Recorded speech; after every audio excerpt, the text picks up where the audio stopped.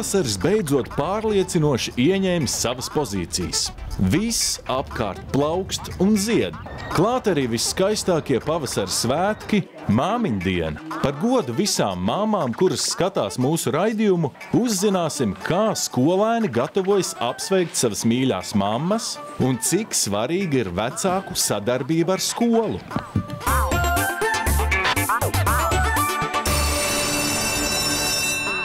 Šodien raidījumā skatieties. Raidījuma Kinomānija atraktīvās vadītājas Annas Rozītes atklājumi par skolas dzīvi un mātes lomu. Kā mamām un tētiem īsti sadarboties ar sava bērna skolu. Personīga ģimenes pieredze kopā ar skolotāju un mammu Diānu Gulbi un viņas dēlu pirmklasnieku Danielu.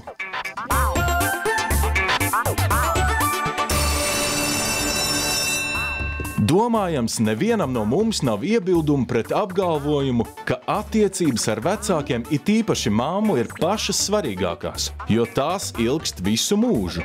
Protams, dzīves gaitā tās var transformēties. No mīļuma un uzticēšanās varam nonākt arī pie domstarpībām un nesaprašanās. Šodien uzzināsim, kā skolā gāja raidījuma Kinomānija vadītājai Annai Rozītei un kādas tolaik bija viņas attiecības ar vecākiem. Es mācījos vispār divās skolās. Sākotnēji līdz, ja es nemaldos, 6. klasē es mācījos Rīgas 19. vidusskolā, kas atrodas Bolderājā, kas ir mans bērnības rajons. Un pēc tam mēs ar vairākām draudzenēm pārgājām mācīties uz Rīgas Imantas vidusskolu. Tā, manuprāt, šobrīd to saucu. Iepriekš viņa bija laikam Rīgas Imantas ģimnāzija, bet nav tik būtiski. Jo mūsu skolā tur viens kaut kāds pamat priekšmets nebija kaut kāds vairākus mēnešus. Un tad vecāki, protams, par to sāk uztraukties, ka tas nav normāli. Un tad mēs visi kopā pārgājām uz Imantu. Un tad tur es arī pabeidzu skolu. Kā gāja Bolderājas skolā, jāsaka godīgi, man ir diezgan maz atmiņas. Vispār man ir diezgan slikta atmiņa, tāpēc es tā ļoti daudz neatceros. Bet, protams, spilgtākas atmiņas par skolu ir jau no 7. līdz 12. kas bija Imantā. Un no atmiņas jau ir foršas, jo mums bija ļoti jauka kompānija, kas droši vien arī veido tās visas atmiņas, jo ar skolu saistās, protams, mazāk varbūt tā mācīšanās, bet vairāk kaut kādi piedzīvojumi, tusiņi un kaut kāds ārpus skolas aktivitātes ar klases biedriem, un tāpēc, protams, tas viss bija ļoti pozitīvi, un ko tik mēs tur nedarījām. Anna ir ļoti komunikabla un atvērta personība. Tāpēc nav brīnums, ka viņai apkārt vienmēr ir bijis daudz draugu un interesantu piedzīvojumu. Taču nes kā veicās ar mācībām. Es mācījos laikam labi, tā skaitās, bet vairāk es mācījos labi ne tikai tāpēc, ka man varbūt tur patiktu, bet tāpēc, ka man likās, ka ir jābūt kaut kādam līmenim, ka nedrīkst tur galīgi apakšā būt, jo, protams, ka tas slinkums un kaut kāda, nezinu, tas pats motivācijas trūkums mācīties, protams, ka pastāvēja un nevienmēr gribējās pildīt mājas darbus. Visi mēs zinām, ka pat labās meitenes un klusie zēni pusauģi gados var uzvesties pilnīgi pārsteidzoši. Bieži vien tieši šajā posmā attiecības ar vecākiem pasliktinās. Uzzināsim, kā ar mammu un tēti sadzīvoja mūsu šodienas varone. Es domāju, kā man šķiet, cik es atceros, tās nebija sarežģītas attiecības, tā kopumā tāds dramatiski, bet tomēr ar mani viegli nebija. Es tā domāju, jo es biju tāds jaunietis, jauniete, kas uzdeva ļoti, ļoti daudz jautājumus, uz kuriem mani vecāki nespēja rast atbildes, jeb dot atbildes tādas, kas man liktos ticamas, kuras man tā kā dotu tiešām atbildes uz jautājumiem, kuri man tajā brīdī ļoti, ļoti nomāca. Un tāpēc es atceros, ka mamma man pat teica, ka viņa vienā brīdī domāja, ka jāved man pie psihologa, jo, ko ar to Annu darīt? Viņa tāds jautājums uzdot kaut kādus vispār kosmiskus par Dievu un par dzīves jēgām. Un to, ko mamma man atbildēja, ka dzīves jēga ir bērni, man tajā mirklī likās, ok, un ko tad darīt tiem cilvēkiem, kuriem nav bērni? Viņi principā tā bezmērķīgi šeit ir. Mammai, protams, ir savas atbildes, un tajā mirklī, viņa nespēja man dot to, ko es varbūt sagaidīju, kas ir varbūt tikai un vienīgi normāli, un tāpēc es domāju, ka ar mani droši vien bija sarežģīti. Tagad Anna pati ir māma audzinot brīnišķīgu meitu. Un kā jau tas parasti dzīvē notiek tikai pēc sava bērna piedzimšanas, cilvēki saprot, ka vecāku loma nav nemaz tik viegla. Tad mēs spējam to pa īstam novērtēt un pateikties savām mamām un tētiem. Protams, tad, kad piedzimst bērns, vispār uz māmu paskatās pavisam citām acīm. Un to nevar paskaidrot, kamēr cilvēks, konkrēti sieviete pat nav kļuvusi par māti. Jo, tas vienkārši tā ir. Tu saproti, ak, Dievs, cik daudz viņa manā labā ir darījusi. Nesoties uz to, ka tu, protams, iepriekš arī noteikti novērtē un mīli un cieni, bet vienkārši tās acis vienkārši pavarās, un tu caur savu pieredzi saproti, kā tas ir. Un tad, protams, vispār gribās klanīties mammas priekšā, un mana mamma vispār ir absolūts eņģelis. Viņa man arī ar manu meitiņu ir ļoti palīdzējusi. Un tik daudz ir mūsu, gan manā labā, gan arī jau manas meitas, savas mazmeitas labā ir darījusi, ka vispār tas ir nenovērtējami. Un, protams, ka tās attiecības ir kļuvušas tuvākas, sirsnīgākas, dziļākas iespējams. Un, jā, tā sajūta ir, protams, ļoti kosmiska un tāda ļoti plaša un neaptverama. Prieks dzirdēt par tādām skaistām attiecībām, kuru pamatā ir savstarpēja cieņa, uzticēšanās un mīlestība. Labu attiecību uzturēšana ar vecākiem ir apusējs darbs. Protams, pieaugušajiem vienmēr būs lielāka atbildība, taču arī bērni var darīt daudz, lai attiecības ar mammu veidotos sirsnīgas. Tas nav nemaz tik sarežģīti. Palīdzēt uzklāt galdu, nomazgāt traukus, sakārtot istabu un visbeidzot, kas īpaši aktuāli tieši šodien, palutināt mammu ar kādu pašgatavotu dāvanu. Pavasaris ir ļoti bagāts ar svētkiem. Pat mēs nosinējām vienas svētkus. Kas tie bija par svētkiem? Lieldienas. Bet šodien mēs runāsim par kādiem citiem svētkiem. Par kādiem tu saklausīsi dziesmā, kuru mums nodziedās Sandra, Elīza, Emīlija un Estere. Lūdzu, meitenes, uzmanīgi klausies.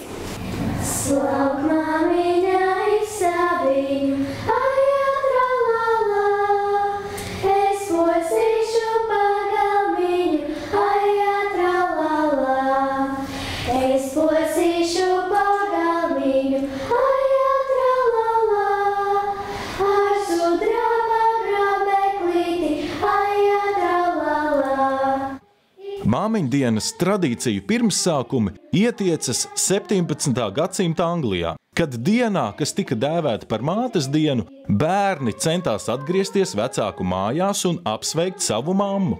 Taču mūsdienu svētku tradīcijas radušās Amerikas Savienotajās valstīs 20. gadsimta sākumā, un jau tie ir starptautiski svētki. Dažādās valstīs tos svin atšķirīgos datumos, bet Latvijā kopš 1992. gada maija 2. svētdienā. Katru gadu, bērni, jūs māmiņas iepriecinat. Mēģināsim atcerēties, kā tu esi iepriecinājis māmiņu. Kā Ester to iepriecināji? Palīdzot māmiņai. Galdu klāt? Jā, un visas citas mājas lietas. Arī ikdienā vai tikai svētku reizē? Ikdienā. Labi. Bērni, tā kā jūs saucat šo vārdu māmiņu, kādos jūsos ir izjūta? Ko jūs reiz iedomājaties? Kādas ir sajūtas, ka jūs izrunājat šo vārdu? Ja tādas siltas, mīļas, jaukas jūs man sakat.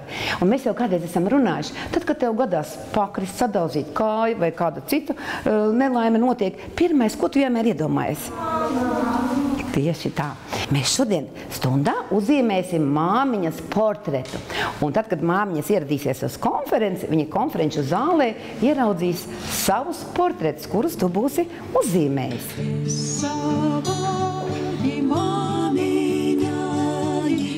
Sirsniņa azotē, kā sirsniņa azotē, kā puķīte dārziņā, kā sirsniņa azotē. Es tevi ļoti mīlu, māmiņa. Es tevi mīlu, māmiņa, un sveiciens māmiņu dienā. Es tevi ļoti mīlu, mamma. Tu esi pat labākā mamma. Sveicienu māmiņu dienā. Apsveicu tevi māmiņu dienā, un tu esi visforšākā. Es bez mammas nevaru dzīvot. Lai tev veicās vienmēr. Es tev novēlu labu māmiņu dienu un paldies, ka tu man vienmēr esi blakām. Paldies, saku māmiņai, ka Vai tā dzird vai nedzird? Kā tā man mazadien piedarbiņa redināja. Dzirdēt no skolēniem tik sirsnīgus apsveikums ir tik aizkustinoši un patīkami, ka šo bērnu vecākiem noteikti uzreiz gribas atbildēt: jā, es arī tevi mīlu. Nes kāpēc šo burvīgo vārdu salikumu mēs ikdienā lietojam tik reti? Taču, lai uzturētu labas attiecības, ar mīlestību vien tomēr nepietiek. Nepieciešams veltīt pietiekami daudz laika ikdienas lietām, pievērst uzmanību mācībām un cieši sadarboties ar skolu. Sadarbība vecākiem ir ļoti svarīga. Skolotājiem tad ir ļoti viegli strādāt, ja vecāki atbalsta skolotāju gan pasākumus visu skolot, gan arī skolotāju prasības, kā atbalsta. Un arī noslēpuma mums nav. Bērni stāsta vecākiem skolā, kā un vecāki arī ziņo, ka bērniem, kas ir mājās, ko viņi stāsta. Un īstenībā ļoti viegli strādāt, tad ir, ja vecāki sadarbojas. Un šī klasēs tiešām ļoti vecāku atbalstu. Protams, ka šajā laikmetā visi ir aizņemti un vecāki ir aizņemti kā vienmēr, bet man ir jāsaka liels paldies visiem vecākiem, ar ko es sadarbojos arī šajā skolā. Viņi atrod laiku un atrod abi divi vecāki bērnam, gan tētis, gan mamma. Man ir milzīgs prieks, kad arī darba laikā viņi tomēr atrod, atnāk, lai runātu par bērnu konkrēto to situāciju vai problēmu. Un runājot par to, vai vecāki interesējās par to, kā bērniem iet skolā vai neiet. Es arī vecākiem saku, ir jājautā nevis kā tev gāja skolā, vai kā iet skolā, jo atbildi būs viennozīmīgi viens vārds, labi, normāli. Bet kas labs bija tajā skolā, kas jauns bija skolā, ja, kur mēs respektīvi varam sagaidīt mazliet vairāk nekā vienu vārdu. Lai veicinātu labāku vecāku un skolēnu savstarpējo mijiedarbību, 39 Latvijas skolās ieviesta Latvijas Universitātes programma Atbalsts, kuras mērķos ietilpst pozitīvas uzvedības, emocionālās inteliģences, attīstīšana un lasīt prasmes veicināšana. Ieguvumi no tās ir acīm redzami. Skolēni labāk uzvedas, iemācās risināt problēmas, kļūst draudzīgāki, atbildīgāki, labāk mācās ciena sevi un citus. Taču, lai patiešām iedzīvinātu šo programmu, nepietiek vien ar mērķu uzstādīšanu un rezultātu gaidīšanu. Ir arī īpašs noteikumu kopums, kas visiem cītīgi jāievēro. Ja tas izdodas, var gaidīt labus augļus. Kā jebkurā vidē, vai tā ir ģimene, vai tā ir skola, vai tas ir veikals, vai kāda cita vieta, mēs zinām, kā šajā vidē ir jāuzvedās. Un tādēļ arī skolā ir būtiski šie iekšējās uzvedības noteikumi. Varbūt ne tādā izpratnē, kā varbūt līdz šim mums tas ir bijis, ka uzvedības noteikumi dzīvo dienas grāmatā, bet viņi nedzīvo skolā. Un tas, ko es uzskatu, kas ir ļoti veiksmīgi šajā projektā, ka šie uzvedības noteikumi dzīvo. Viņi nedzīvo dienas grāmatā, bet viņi dzīvo ikdienā skolā. Un bērni zina, kas ir jādara, nevis kas nav jādara. Taču, lai skolās programma īstenotos veiksmīgāk, jāpieslēdzas arī vecākiem. Ko tad skola īsti gaida no mamām un tētiem? Mūsu projektā viens no galvenajiem aspektiem arī bija vecāku iesaistīšanās, un vecāki tika iesaistīti, un mēs sagaidījām, ka viņi iesaistīsies vairākos nozīmēs. Tradicionālajā gan interesējoties par bērna sekmēm, gan sekojot, lai bērns skolu apmeklētu, lai bērnam skolā labi klātos, bet arī tāda varbūt mazliet mazāk tradicionālā veidā, ka skolas atbalsts ir vecāki, ka vecāki nāk uz skolu un piedāvā, ko viņi varētu palīdzēt, kā viņi varētu atbalstīt, kā viņi varētu iesaistīties, un ļoti daudz skolas to izjuta tiešām savādāk. Viņi tiešām saprata, ka vecāki var arī nākt organizēt pasākumus, vecāki var noorganizēt kaut kādu atbalstu, kas ir vajadzīgs no pašvaldības, kur pašvaldība varbūt nevienmēr izprot un saprot, bet ja vecāks iet un saka, tad vecākiem ir spēks un vecākiem ir tiesības un vecāki drīkst pieprasīt kaut ko, kas būtu nepieciešams. Un trešais aspekts, ko es noteikti gribētu atzīmēt, kas arī ir varbūt tāda pozitīva iezīme, ka vecāki nebaidās komunicēt ar skolu. Vecāki zina, ka skola palīdzēs viņiem, vecāki zina, ka tās problēmas ir risināmas. Taču nereti skolā, kā jebkurā citā vidē, var gadīties sarežģītas situācijas, jeb konflikti. Un te mums pieaugušajiem nevienmēr ir skaidrs, kā pareizi rīkoties. Par katru cenu aizstāvēt sava bērna intereses vai tomēr vērsties pēc skaidrojuma skolā. Vecākiem pirmais, ko es gribētu teikt, arī ir jābūt ar atvērtu sirdi un ar atvērtām acīm. Un ir jāredz, kas ar bērnu notiek. Un tas ir gan jāredz, ja bērns ir par kaut ko saskumis, ir jāseko līdz, kā bērnam beidzas skolā, un arī ir jābūt atvērtam runāt ar bērnu, ja ir kaut kas noticis. Nevis tanī brīdī es atkal skrienu izdarīšu vēl šito darbiņu, uzcepšu tās kotlets, un tad mēs varēsim parunāties, bet runāt šeit un tagad un šī brīdī, jo neviena kotlete nav to vērta, lai tas bērns paliktu ar sarūktinājumu sirdī. Bet ir dažas problēmas, kur faktiski bērni, kā viņi ir viltnieki. Viņi pa laikam atnāk mājās un stāsta, ka tie visi citi bija vainīgi, un viņš nē. Un vecākam būtu tā kā ar vēsu prātu gan jāuzklaus tas bērns, gan arī jānoskaidro situāciju. Lai vecākiem būtu vieglāk atrast kontaktu ar bērnu un saprast, kā katrā situācijā pareizi rīkoties, ciešas un labas attiecības ar viņu jāuztur pastāvīgi. Cita varianta vienkārši nav. Tas jādara neskatoties uz laika trūkumu, aizņemtību un visiem citiem iemesliem. Nav tik svarīgi būt kvantitatīvi, būt daudz kopā ar bērnu, bet kvalitatīvi. Jā, tas, ka mēs no darba atnākam noguruši, sēžam abi divi divānā un spiežam pultis, jā, tas nav tā saskarsme ar bērnu, kas ir vajadzīgi. Bet sarunāties un kopā pavadīt laiku, taisot vakariņas, tās pašas pankūkas, tas ir daudz labāk. Tas tiešām nav tik grūti izdarīt pirmo soli, piedāvāt savai meitai vai dēlam aiziet pastaigā, kopā paskatīties kādu žurnālu vai paklausīties mūziku, vārdu sakot, izrādīt patiesu interesi par bērna dzīvi. Tad tas patiešām atmaksāsies, un mēs dzirdēsim no saviem bērniem tikai vislabākos vārdus. Mana mamma ir visforšākā visā pasaulē. Mana mamma ir ļoti sirsnīga, mīļa, un viņa ļoti daudz palīdz arī. Un, jā, viņa arī izpalīdz cilvēkiem, ja vajag.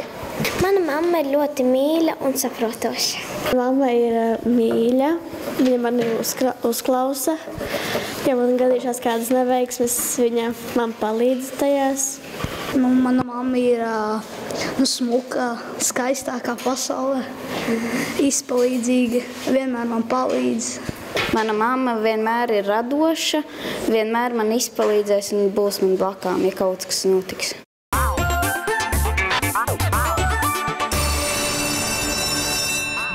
Raidījuma turpinājumā uzzināsim personīgu ģimenes pieredzi, kā uzturēt labas attiecības starp vecākiem un bērniem.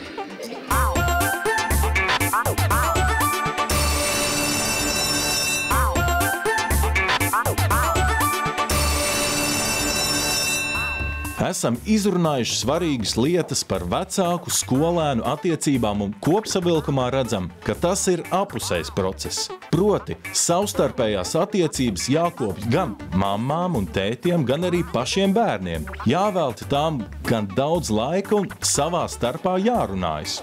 Vecākiem aktīvi jāiesaistās skolas dzīvē, neaprobežojoties vien ar sapulces apmeklēšanu. Vislabāk piedalīties arī dažādos skolas pasākumos un pārunāt ar bērniem skolas noteikumus, lai tādējādi nostiprinātu bērnu zināšanas un prasmi tos ievērot. Esam ieklausījušies dažādu ekspertu viedokļos, taču tagad dodamies tuvāk ikdienai, lai uzzinātu pirmklasnieka mammas personīgo pieredzi.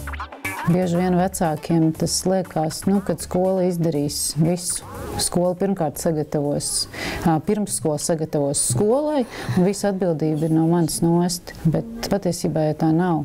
Es domāju, ka vecākiem ir jābūt pirmkārt ļoti aktīviem, ka tas neaprobežojās tikai ar atnākšanu pakaļ un ar vecāku sapulču apmeklēšanu, bet ka tas ir tāds katru dienu jautājumu atbilžu process un redzēt, ko mācās bērni un jautāt pašiem bērniem.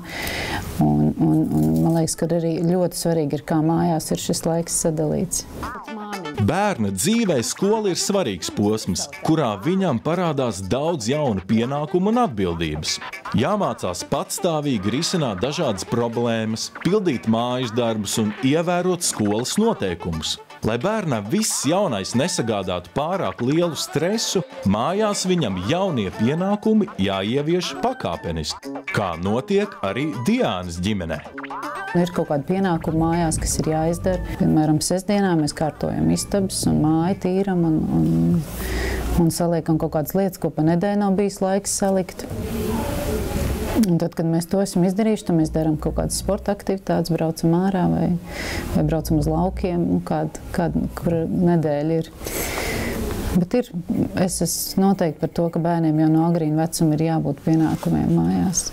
Atbildībai, un ja viņiem būs mazās lietās šī atbildība uzticēta, un vecāki arī pieprasīs, ka tas tiek izdarīts, tad arī nebūs problēmas skolas vecumā, ne vēlāk. Es kārtoju savu istabu brīvdienās, es pats sev iekārtoju plauktu, es sakārtoju savu gultu un brīvdienās saklāju, un pats sev dažreiz uztaisu vēstu.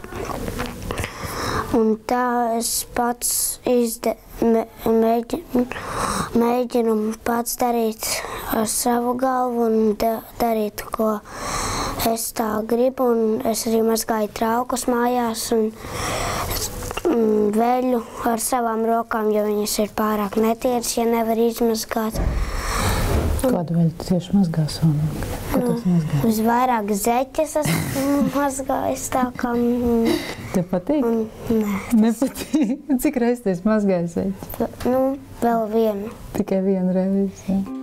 Pašai Diānai ir ļoti labas atmiņas par skolu, taču nereti gadās, ka vecākiem skolas pieredze ir nevisai patīkama. Ko tur liekties, daudzi no mums skolas gadus atceras ar šausmām. Par nelaimi ar savu negatīvo attieksmi mēs negribot ietekmējam arī bērnus.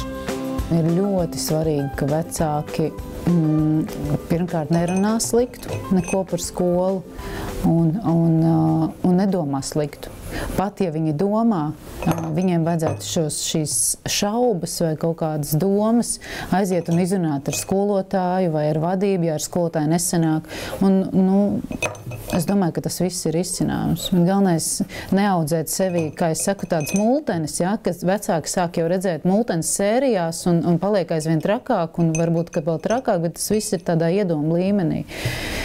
Un ir jāiet un jārunā, manuprāt, kad īpaši mūsdienās, kad ir tik atvērts dialogs starp skolu un ka tas nav tāds iebaidīšanas, kad skolai vienmēr taisnība. Nē, skolai nav vienmēr taisnība, tāpēc jāiet un jārunā.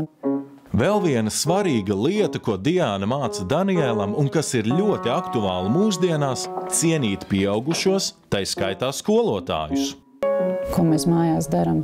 Mēs maz skatāmies televizoru, gandrīz nemaz neskatāmies. Un tie ir kaut kādi konkrēti vai raidījumi, vai filmiņas, vai mēs arī tādas zinātniskas eksperimentus mīlam skatīties. Un bībeles stāstu filmiņas. Bet ir ļoti svarīgi, mums ir tāda noteikuma mājās, ka mēs neceļam mobilo telefonu, bet ka mēs veltam to laiku, tā kā viens otram.